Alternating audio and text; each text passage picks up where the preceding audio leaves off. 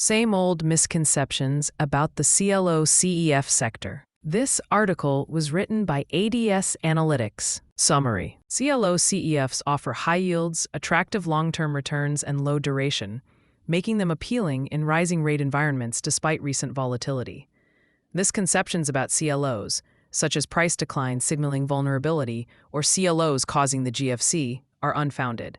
EIC stands out with a 7% discount, 11.8% yield, lower management fees, and sector-leading total NAV returns, making it an attractive opportunity now. We are ADS Analytics. Collateralized loan obligation, or CLO funds, continue to appeal to income investors due to their high yields, compelling long-term returns, and low-duration exposure in a period of rising rates. Now that we have seen some volatility in markets, we are starting to see the zone flooded with the same old misconceptions about CLOs that we have been playing whack-a-mole with over the last few years.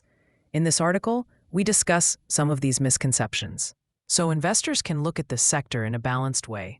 We also show how they apply in the context of the Eagle Point Income Fund, EIC, which we remain upbeat on. EIC trades at a 7% discount and an 11.8% yield. The chart looks bad. This is a very common complaint about CEFs in general. The poster child for this complaint is something like the PIMCO High Income Fund, PHK, which looks like the following. The price lost nearly 2/3 of initial value since the IPO. That doesn't look very good. Anything that keeps going down surely cannot be a good investment. However, this is where investor intuition can get us in trouble. We all grew up with the uptrending equity market charts seared into our impressionable brains, so any security price that doesn't look like the S&P 500 automatically brings on the gag reflex. However, PHK is a credit asset, and credit assets don't behave like equities for the simple reason that credit assets aren't expected to generate capital gains through the cycle to keep pushing the price up. Bonds and loans are issued at par and hopefully repaid at par. Pretty much all of the return of credit assets is in the distributions. That is not the case for equities, where dividends are relatively modest in the context of the overall return of the market, which is what keeps the price uptrending. Credit funds have a number of other frictions that weigh on overall returns: credit losses, trading costs, management fees, rebalancing costs, etc. Many CEFs, hello PHK, also overdistribute, which weighs on the price, while others have seen valuation compression, which can also be a key price headwind. It's not a coincidence that you get the bad chart complaint after we saw some volatility in markets. Not only do fund NAVs fall, but discounts also widen, creating what looks like terrible price action. This is why investors need to stop looking at price trends and start looking at total returns, particularly when they compare credit assets across different sectors. With this in mind, what does it tell us about PHK? What the terrible price trend will not tell us is that PHK has been one of the best credit investments available to retail investors. Its annualized total NAV return since inception is 10.6%. By both time horizons, it is one of the best performers in the entire CEF space, not just credit CEFs. Turning to EIC, the price of the fund has fallen by around a third since its IPO in 2019. And is now at its lowest level outside of the COVID shock. However, now that we know that price trends don't tell us a whole lot about whether a given security is a worthwhile allocation, we can move on to misconception number 2. Underperformance indicates vulnerability. The second misconception we have seen recently is that because CLO fund prices have underperformed broader credit market benchmarks recently, they could be vulnerable to further downside or underperformance. The following chart shows the high-yield corporate bond ETF benchmark, JNK, the leveraged loan ETF benchmark, BKLN, and EIC. At face value, it shows that, while the rest of the credit market has recovered nicely after the Liberation Day wobble in April, the CLO market is down in the dumps. Let's see what is actually happening here. While the ETFs can be used as reflective of the HY corporate bond and loan markets by virtue of being unleveraged, passive index trackers, EIC is not the CLO market. It's an assortment of both CLO equity and CLO debt securities. It is also leveraged, actively managed, and trades at a discount which can move all over the place, often irrespective of what's happening in the CLO market. Secondly, the sharp drop in the fund's price in late May was entirely due to its distribution cut. If that distribution cut didn't happen, or if it happened outside of this observation window, the fund's price performance wouldn't be much below that of the ETFs, if at all. The fund's recent distribution cut drove immediate discount widening, which we can see in the chart below. To do a proper comparison between the ETFs, which trade mostly at the NAVs due to their open-end nature, and EIC, we need to, at the very least, compare them on an apples-to-apples basis, which is to say, we need to use total NAV returns, not total price returns. The chart below shows that the view that the CLO market has underperformed both corporate bonds and loans vanishes once we look at it properly, by looking at the NAV rather than price performance now. If we look at CLO equity specifically, it is true that it is still underwater this year. EIC has a larger CLO debt than CLO equity allocation. However, does this mean it's on a terminal decline? That would be quite a bold statement given the mean reverting nature of both the CLO market as well as the broader credit asset class. If lower prices indicated vulnerability of credit assets in general, the credit market would be a momentum market rather than what it actually is, which is a broadly mean reverting market. The reason CLO equity has lagged is for two main reasons. One, it is a relatively high beta asset class, and credit spreads, i.e. loan prices, are still weaker than they were at the start of the year. And secondly, it is because there was continued loan refinancing in the early part of the year, which reduced CLO equity income, dampening its prices. With loan prices still subdued after Liberation Day, this headwind is no longer present. So, what should we make of the JNK/BKLN EIC chart above and the view that CLOs are somehow vulnerable given their recent price underperformance? Well, for one, the worry that lower prices will beget lower prices is not analysis. It is just a worry or fear of something bad happening. Analysis would list a number of reasons or catalysts for how a given sector may perform both in absolute and relative terms in various scenarios, along with a base case of how things are likely to play out. Simply saying that CLOs may keep underperforming further when the prices of the funds in the sector have moved lower for a few weeks does not an analysis make. And secondly, the chart actually shows precisely the opposite. Because the discount of EIC has widened significantly, it means it is a much better time to allocate to it than it was at almost any other time outside of early 2021/late 2020. In fact, investors who allocated to it at a similarly wide discount a few years ago did extremely well. EIC returned 28% in 2021. Will that happen again this year? Probably not, but its greater margin of safety surely indicates that EIC offers better value now than over the past few years. Finally, to test the logic of an allocation argument, it can be helpful to flip it on its head. Our argument is that EIC is fairly, if not totally, attractive at present due to its unusually wide discount. Right-sized distribution, meaning there is no need for a cut in the medium term, and okay if not great underlying credit valuations. The inverse of our argument would be that if EIC valuation were expensive, and if it was hugely over-distributing, creating a risk of a distribution cut, with the credit market being very expensive, it would not be a good allocation. That sounds right to us. The inverse of the price underperformance argument above, EIC price has underperformed, which signals further vulnerability, is that an uptrending price of a CLO fund means it is less vulnerable and would be a good allocation. That doesn't sound like smart analysis to us.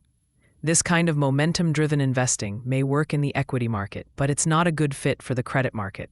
A quickly uptrending credit CEF price is usually due to an increasing premium. Credit securities, particularly CEFs, tend to mean revert with high premiums deflating spectacularly, damaging investor portfolios.